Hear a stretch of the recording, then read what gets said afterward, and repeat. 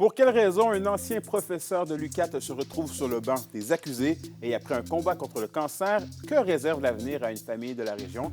Voilà les questions qu'on s'est posées pour vous.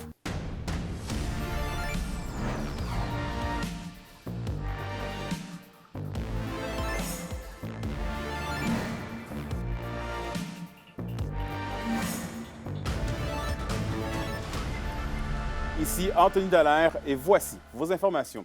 On débute le bulletin avec une histoire bien particulière. Un ancien professeur de l'UQAT doit faire face à la justice pour une série d'accusations, fraude, commission secrète et extorsion. L'unité permanente anticorruption a procédé à son arrestation plus tôt cette semaine. André Audet a les détails.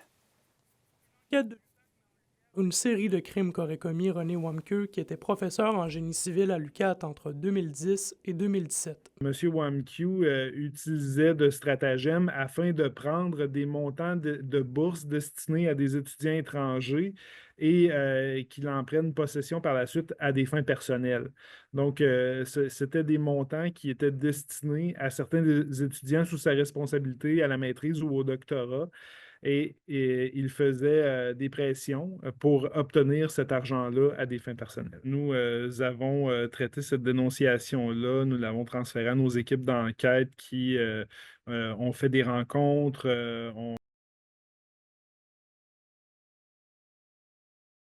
À la vue des conclusions de cette enquête-là, nous avons soumis une demande d'intenter des procédures au directeur des poursuites criminelles et pénales. Son arrestation a entre autres été possible grâce au travail de l'Agence des services frontaliers du Canada. Monsieur était à l'extérieur du pays et lorsqu'il est arrivé à l'aéroport Montréal-Trudeau, l'Agence des services frontaliers nous a appelés afin qu'on puisse exécuter le mandat d'arrestation visé qui avait été accordé par un juge. L'UPAC invite toute personne à le contacter si elle détient de l'information qui pourrait bonifier l'enquête en lien avec les agissements allégués de l'ex-professeur. Il y a un formulaire sur notre site web qui permet de remplir, donner les informations nécessaires pour dénoncer un acte répréhensible. Donc, effectivement, que ce soit ce dossier ou un autre, on rattachera cette dénonciation-là au dossier si c'est le dossier en cours, mais n'importe quel autre dossier peut également être traité sur notre plateforme. Dans l'attente de sa comparution le 13 février prochain à Rwanda, René Wamke demeure en liberté. Quant à l'UQAT, elle nous mentionne ne pas pouvoir commenter le dossier en raison des démêlés judiciaires en cours. André Audet, RNC Nouvelles.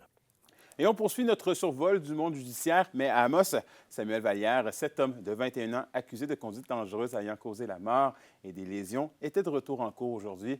La défense et la poursuite présentaient aujourd'hui leur plaidoirie à la juge. Résumé d'Alexis Dumont. C'était aujourd'hui au Palais de justice d'Amos que se déroulaient les plaidoyers sur peine dans le dossier de Samuel Vallière qui a plaidé coupable le 24 juillet dernier à des accusations de conduite dangereuse ayant causé la mort et des lésions corporelles. Alors voici les faits. Le 8 mai 2022, une collision impliquant deux véhicules est survenue sur la route 109 entre Saint-Félix-de-Dalquier et Saint-Dominique.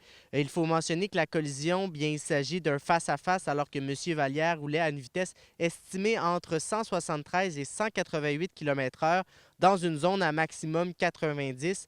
L'accusé était alors âgé de 19 ans. Et dans cet accident, bien malheureusement, une femme de 54 ans a perdu la vie et le passager, un jeune garçon, lui, de 12 ans, a subi de graves blessures qu'il porte encore aujourd'hui à ce jour. Pour ce qui est des sentences à la fois demandées par la poursuite et la défense, d'abord, la poursuite demande une peine de 4 ans et demi avec interdiction de conduire de 5 ans.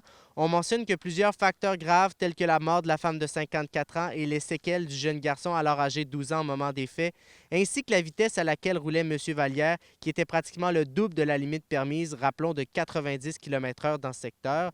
Alors, pour ce qui est de la défense, elle, on demande une peine provinciale de 2 ans moins un jour qu'on souhaite voir être purgée en collectivité. La défense rappelle que monsieur n'a aucun antécédent judiciaire et qu'il n'a jamais obtenu d'autres infractions pour vitesse dans son passé. La juge Marie-Chantal Brassard souhaite analyser les demandes des deux parties avant de rendre son verdict qu'elle rendra le 17 janvier 2025. Alexis Dumont, RNC Nouvelles, Amos. Changeons complètement de sujet. L'an dernier, le temps des fêtes a été très particulier pour une famille de Rwanda et leur jeune garçon atteint du cancer. Un an plus tard, Logan et sa maman ont raconté à ma collègue Kimila Liberté comment ils ont réussi à surmonter cette grave épreuve. On peut écouter leur témoignage. Il y a un peu plus d'un an, en 2023, la famille de Logan apprend l'inimaginable. À peine âgé de 7 ans, le garçon est atteint d'un cancer. Logan a eu un diagnostic d'un sarcome des wings. Dans le fond, on avait remarqué qu'il y avait une bosse en arrière de son cou. C'était très petit, c'était comme la grosseur d'un petit pois. Puis après ça, quand même, plusieurs mois plus tard, ça l'avait grossi, quand même assez gros. C'était rendu comme une balle de golf. Au début, c'était tellement vite. Tout s'est passé super vite. On a su ce vendredi, puis lundi, on était déjà rendu à Sainte-Justine. Comme il était impossible de traiter la maladie en Abitibi-Témiscamingue, les allers-retours entre Rouyn-Noranda et le CHU Sainte-Justine à Montréal ont fait partie de leur quotidien. Logan avait 14 cycles de traitement, donc c'était aux 2 semaines. Il y avait une semaine que c'était des traitements de 6 jours et l'autre de 2 jours. Puis c'était à chaque jeudi. Donc à chaque jeudi, on monte à Sainte-Justine. C'est sûr que si on aurait pu avoir les mêmes services ici à Rouyn, ça aurait été vraiment plus facile sur la famille. Dans ce grand tourbillon d'émotions, c'est Leucan, l'association pour les enfants atteints du cancer, qui a servi de repère à la famille de Logan. Leucan nous a tellement aidés. Je pense la première journée après on a reçu la diagnostic, on a eu un appel de notre conseillère Lise de Leucan. C'est sûr, il y a le côté financier. Il nous aide beaucoup avec l'hébergement, les repas, l'essence aussi. Si l'an dernier, leur temps des fêtes a été marqué par l'isolement, cette année, c'est la rémission du cancer de Logan qu'ils pourront célébrer. Cette année, mes frères et sœurs et tous les nièces et neveux vont être ici. On est vraiment, vraiment contents. J'ai très hâte. Puis Logan, toi, est-ce que tu as hâte de pouvoir fêter différemment Noël cette année? Ouais. Qu'est-ce que tu as le plus hâte? De déballer le cadeau. Kémilia La Liberté pour RNC Nouvelles. Et au culturel, c'est ce vendredi que la troupe à cœur ouvert accueillera dans ses locaux les premiers spectateurs pour leur spectacle Le Réveillon. Musique, chants, contes de Noël et sketchs vont se succéder au cours de ce spectacle de variété avec plus de 25 artistes sur scène. Il ne reste que quelques billets pour chacune des représentations, réservés par téléphone au 819-333-4100. Et justement, toujours en lien avec la troupe à cœur ouvert, c'est Donald Renaud, le président, qui est récipiendaire du prix Hommage François Gendron de la MRC d'Abitibi-Ouest pour l'année 2024.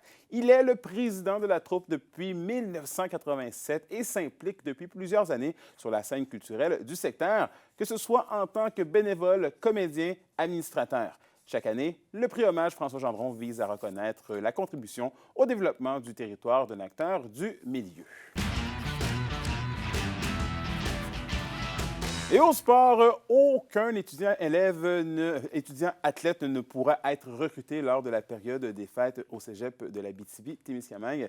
Par ce fait, le mouvement Astrel-Gaillard applique les règles du RSEQ et suspend du 20 décembre au 5 janvier inclusivement le recrutement de nouvelles recrues. Ce n'est donc aucune activité de recrutement organisée par des responsables des sports, entraîneurs, des recruteurs ou des étudiants-athlètes d'une équipe qui est permise. Les activités de recrutement reprendront dès le 6 janvier prochain. Et à la météo de l'Abitibi-Témiscamingue pour ce soir et cette nuit, c'est généralement nuageux pour tous les secteurs avec des minimums de moins 22 degrés pour l'Abitibi et de moins 18 degrés Celsius pour le Témiscamingue. Il faudra donc bien se couvrir pour éviter les engelures. Pour la journée de demain, c'est toujours généralement des nuages qui couvriront le ciel de la région, maximum de moins 13 degrés Celsius. Et finalement, en aperçu pour samedi, c'est du soleil avec des maximums de moins 19 degrés Celsius. Et voilà, c'était vos informations régionales. Merci encore une fois d'avoir été des nôtres. Nous, on se dit bien évidemment à demain pour la suite des choses. D'ici là, prenez soin de vous.